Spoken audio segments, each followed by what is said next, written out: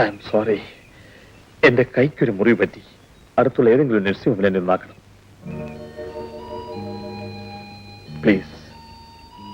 കയറിക്കൊള്ളൂ.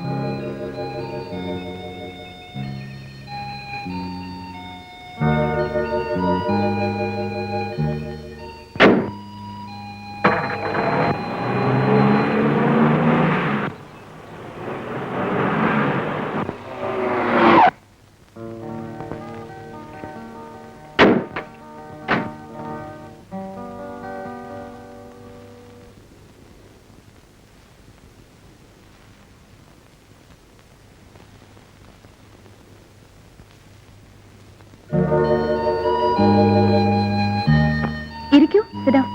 ഡോക്ടറാണെന്ന് അറിഞ്ഞാലും കാറിൽ വെച്ച് ചികിത്സിക്കാൻ പറ്റില്ലല്ലോ. നഴ്സ്. ഏത് ഹോസ്പിറ്റൽ? ഓക്കെ, ഞാൻ ഉടനെ അവിടെ എത്താം.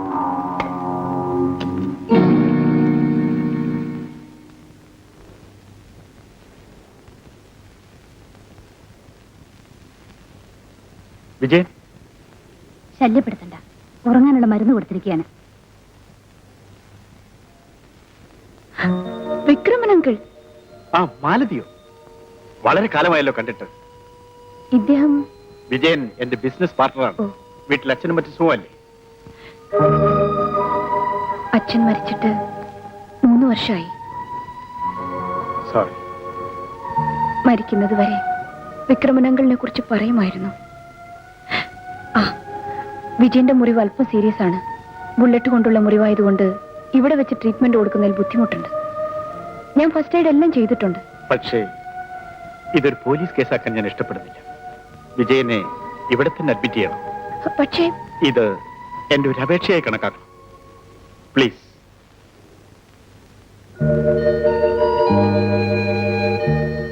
ശരി. Thank you. Well done Kader, well done. ഇത്രയും വിദഗ്ധമായി ഈ ദൗത്യം നിർവഹിച്ച നീ യഥാർത്ഥത്തിൽ സമർത്ഥനാണ്, സംശയമില്ല. മുതലാളിയെ പോലുള്ളവരുടെ അനുഗ്രഹവും പിൻബലവും ഉണ്ടെങ്കിൽ ഇതിലും വലിയ കാര്യം ചെയ്യാൻ സാധിക്കും. എന്റെ അനുഗ്രഹവും പിൻബലവും എന്നും നിന്നോട് കൂടിയുണ്ട്.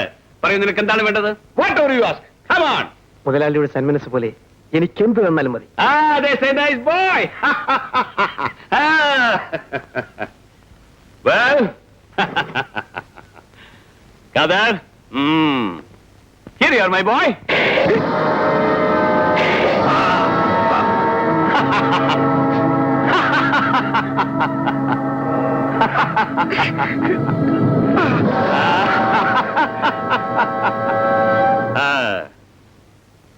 മുതലാളി, അവൻ നമുക്ക് വേണ്ടി ഒരു വലിയ സേവനം ചെയ്തിട്ട്.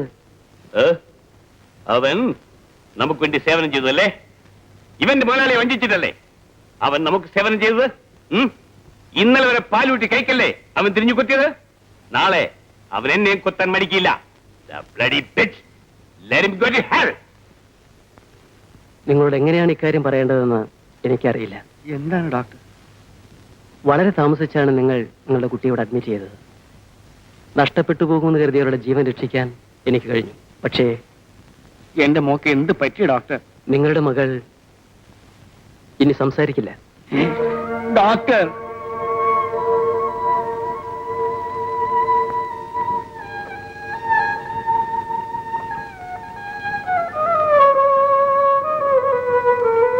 മോളെ, അച്ഛന്റെ ഓമനെ, അച്ഛന്റെ പൊന്നു മോളെ. ഇവിടെ പറയുമ്പോളേ ഒരു കുപ്പി കള്ളു കൊണ്ടുവാ.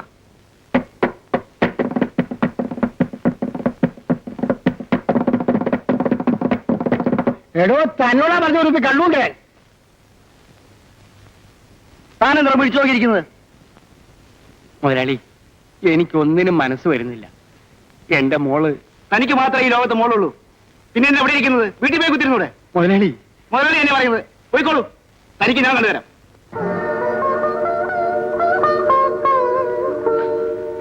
സുഖമായിന്ന് വെച്ച് അപകടത്തിലൊന്നും ചെന്ന് ചാടരുത് കേട്ടോ. ചില അപകടങ്ങളെല്ലാം നമ്മൾ എത്ര ശ്രമിച്ചാലും തടയാനാവില്ല. ശരിയാണ് വിജയൻ പറഞ്ഞത്. ചിലതൊക്കെ വിധിയാണ്. ഡോക്ടർ എന്താ ആലോചിക്കുന്നത്? വീടിനെ കുറിച്ചാണോ? എനിക്കേത് വീട്? ഇത് തന്നെയാണ് എന്റെ വീട്. ബന്ധുക്കൾ ആരുമില്ലേ? ബന്ധുക്കൾ, ഇവിടെ വരുന്ന രോഗികളെല്ലാം എന്റെ ബന്ധുക്കളാണ്. മറ്റുള്ളവരെ ആശ്വസിപ്പിക്കാറുണ്ടെങ്കിലും സ്വയം വേദനിക്കുന്ന ഒരു മനസ്സാണ് ഡോക്ടർക്കുള്ളതെന്ന് എനിക്ക് പലപ്പോഴും തോന്നാറുണ്ട്. വിജയൻ വിചാരിക്കുന്നത് പോലെ അങ്ങനത്തെ വിഷമമൊന്നും എനിക്കില്ല. ഏതായാലും ഡോക്ടർ ചെയ്യുന്ന സേവനത്തിന് ദാറ്റ്സ് ഓൾ റൈറ്റ്. എന്റെ കടമ ഞാൻ നിർവഹിച്ചെന്നേ ഉള്ളൂ. ആ, ആഴ്ചയിൽ ഒരു പ്രാവശ്യമെങ്കിലും ചെക്കപ്പിന് വരണം. വിക്രമൻ അങ്കിളിനോട് ഞാൻ ചോദിച്ചതായി പറയണം. ഓക്കെ, ഞാൻ വരട്ടെ. You are welcome.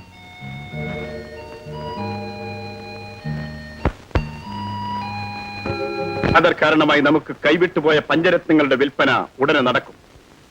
അതിനു മുമ്പായി തിരിച്ചെടുക്കാൻ കഴിഞ്ഞില്ലെങ്കിൽ നമുക്ക് എന്നേക്കുമായി നഷ്ടപ്പെടും. അതവിടുന്ന് തട്ടിയെടുക്കുക അത്ര എളുപ്പമല്ല. ശ്രീധരന്റെ ബംഗ്ലാവിന് ചുറ്റും ശക്തമായ കാവലാണുള്ളത്. എത്ര ശക്തമായ കാവലുണ്ടെങ്കിലും ഞാനത് തിരിച്ചെടുക്കും. വിജയൻ, നിന്റെ ധൈര്യത്തിൽ എനിക്ക് മതിപ്പുണ്ട്, കഴിവിൽ വിശ്വാസവുമുണ്ട്. പക്ഷേ നിന്റെ ആരോഗ്യം തിരിച്ചെടുക്കുന്നതിലാണ് നീ ഇപ്പോൾ ശ്രദ്ധിക്കേണ്ടത്. എന്റെ ആരോഗ്യത്തെക്കാൾ എനിക്ക് വലുത് എന്റെ അഭിമാനമാണ്. മൈക്കിൾ, അപ്രതീക്ഷിതമായ ഭാഗ്യമാണ് നമുക്ക് കൈവന്നിരിക്കുന്നത്. നമ്മുടെ രത്നങ്ങൾ വാങ്ങാൻ സിംഗപ്പൂരിൽ നിന്നും പാർട്ടി എത്തിയിരിക്കുന്നു. നമുക്ക് ഉടനെ പുറപ്പെടാം. നമ്മുടെ കയ്യിൽ നിന്നും അത് തട്ടിയെടുക്കാൻ വിക്രമനും കൂട്ടനും ശ്രമിച്ചുകൊണ്ടിരിക്കുകയാണ്. വിക്രമനല്ല, വിക്രമാദിത്യൻ വിചാരിച്ചാലും ശരി, ഇനി അത് ശ്രീധരന്റെ കൈവിട്ടു പോകില്ല.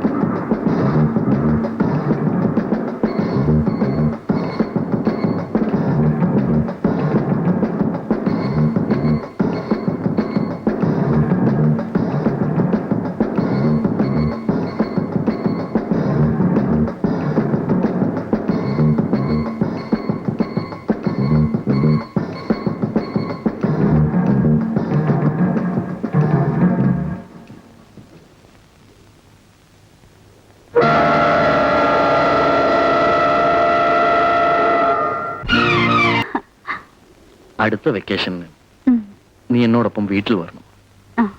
എന്റെ അച്ഛനുമായി പരിചയപ്പെടണം. വെക്കേഷന് ചേട്ടൻ വന്ന് വിളിച്ചോണ്ട് പോകും. ആഹാ, ചേട്ടനോട് പറയണം ഞാൻ വിനോദനെ സ്നേഹിക്കുന്നു, ചേട്ടൻ വിനോദൻ എനിക്ക് വിവാഹം കഴിപ്പിച്ച് തരണമെന്ന്. അങ്ങനെ പെട്ടെന്നൊന്നും കെട്ടിക്കൊണ്ട് പോകാമെന്ന് വിചാരിക്കണ്ട. ആഹാ,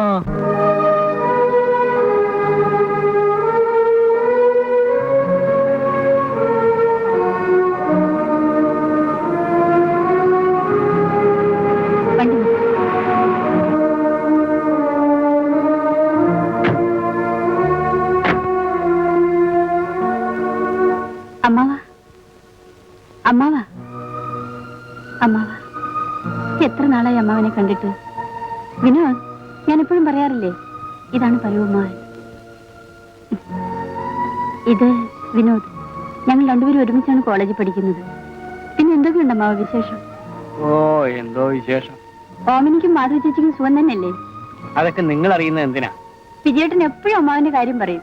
അമ്മാവന് വിജയേട്ടനെ കാണണ്ടേ? എന്തിനു കാണണം? ഞാൻ പോകുന്നു. അമ്മാവാ, അമ്മാവാ. എന്താ പറഞ്ഞിട്ടില്ല ഒന്നും പറയാതെ പോയത്? വിജയേട്ടനും അമ്മാവനും തമ്മിൽ വഴക്കാണ്. രേവതി വിഷമിക്കാതിരിക്കൂ, എല്ലാം സാവധാനം ശരിയോ. വരൂ, പോവാം.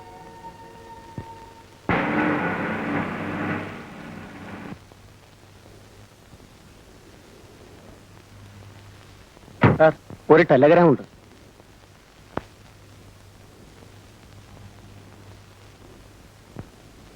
Father expired. Start immediately. ചതിപ്രയോഗത്തിലൂടെ അല്ലാതെ കുഞ്ഞിന്റെ അച്ഛന്റെ ചെറുവിരൽ പോലും അനക്കാൻ വിക്രമന് കഴിയുമായിരുന്നില്ല. അദ്ദേഹത്തിന്റെ ഘാതകൻ ആരായിരുന്നാലും അവനെ നശിപ്പിച്ചേ തീരും. ഇന്ന് അദ്ദേഹത്തെ കൊന്നു, നാളെ നമ്മളെ ഒന്നടങ്കം നശിപ്പിക്കാൻ അവൻ ഒരുങ്ങും. ഇന്നലെ വരെ ഈ കസേരയിലിരുന്ന് ഞങ്ങൾക്ക് നിർദ്ദേശം നൽകാൻ അദ്ദേഹം ഉണ്ടായിരുന്നു. ഇന്ന്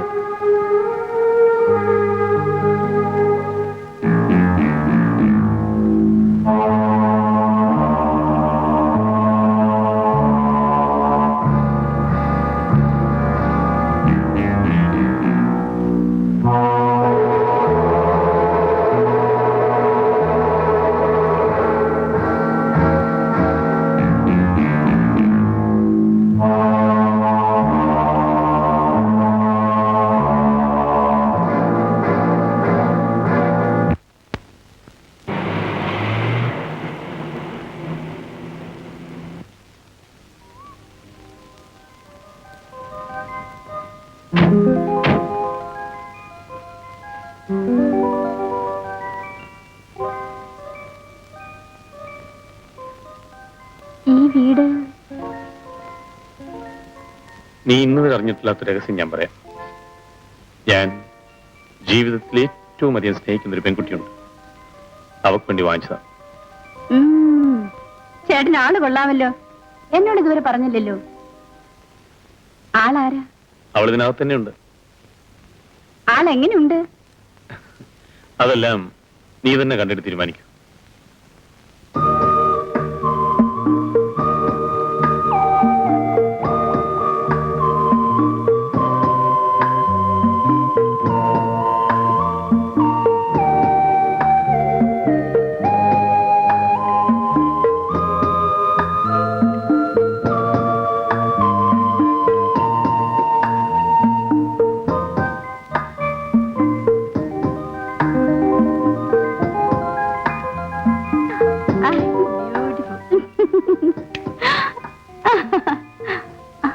എവിടെ? ചേട്ടൻ പറഞ്ഞ ആളെ കാണുന്നില്ലല്ലോ. നിനക്ക് വീടെല്ലാം ചുറ്റി കാണണ്ടേ? വീടൊക്കെ പിന്നെ കാണാം. ആദ്യം ആളെ കാണിച്ചോ. ആ മുറിയിലിരിപ്പുണ്ട്, പോയി നോക്കൂ.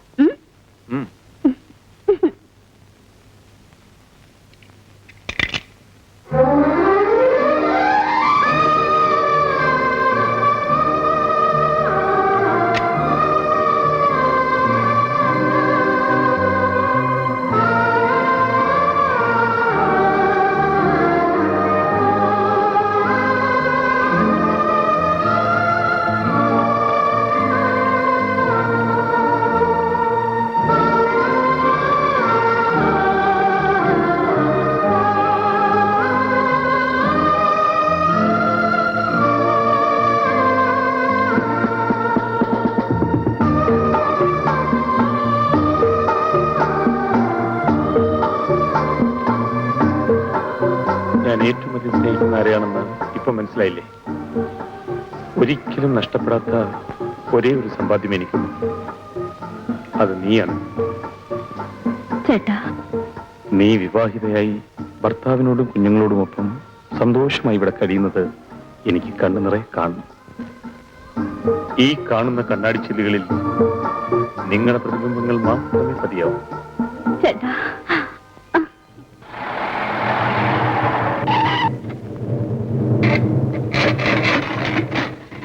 വിക്രമ മുതലാളിയെ നേരിടാൻ ധൈര്യമുണ്ടായിരുന്ന ഒരേ ഒരാൾ ശ്രീധരനായിരുന്നു. അയാളുടെ കഥയും കഴിഞ്ഞു. നിർത്തണ്ട പട്ടികളെ.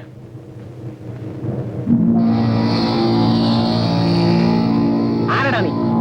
ശ്രീധരന്റെ മകൻ.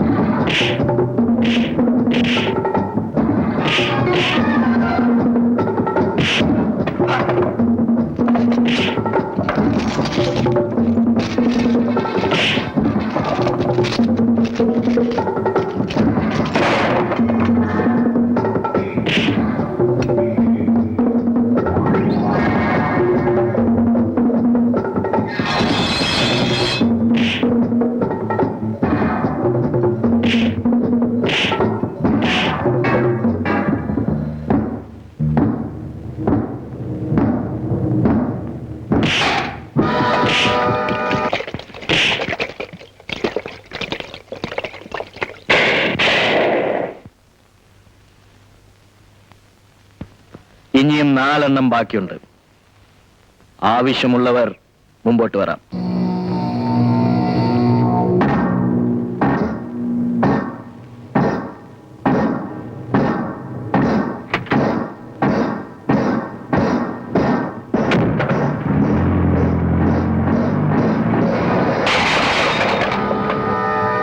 നാണം കെട്ട പരീക്ഷകൾ.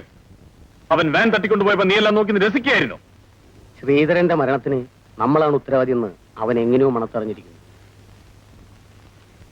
അച്ഛന്റെ മരണത്തെക്കാൾ ക്രൂരമായിരിക്കും മകന്റേത്. അവൻ തട്ടിക്കൊണ്ടുപോയ അതേ വാനിൽ തന്നെ അവന്റെ ശവം നമ്മുടെ ഗോഡൌണിലെത്തും. അത് തന്നെയായിരുന്നു എന്റെ ആഗ്രഹം. പക്ഷേ ഗോഡൌണിൽ അവൻ ഇല്ലാതെയായി പോയി. ഇനിയാണ് നമ്മൾ സൂക്ഷിക്കേണ്ടത്. അവരിൽ നിന്ന് തിരിച്ചടി ഏത് നിമിഷവും ഉണ്ടാകണം. എന്റെ അച്ഛനെ കൊന്നവനോട് എനിക്ക് പകരം ചോദിക്കണം.